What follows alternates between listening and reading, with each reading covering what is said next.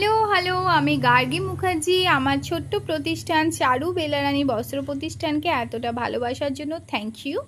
এই কালারটা কিন্তু ওয়াইন কালার, ঠিক আছে? এরকম আলোর জন্য এরকম আসছে, কিন্তু এটা আমি তো খালি চোখেও দেখছি, ক্যামেরাতেও দেখছি, এটা কিন্তু ওয়াইন কালার।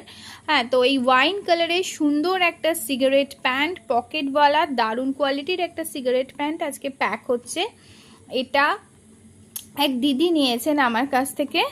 এই দেখো, ভীষণ ভালো কোয়ালিটি। যখন এই প্যান্টটা দিদিটা হাতে পাবে, আই এম শিওর আমাকে রিভিউ দেবে।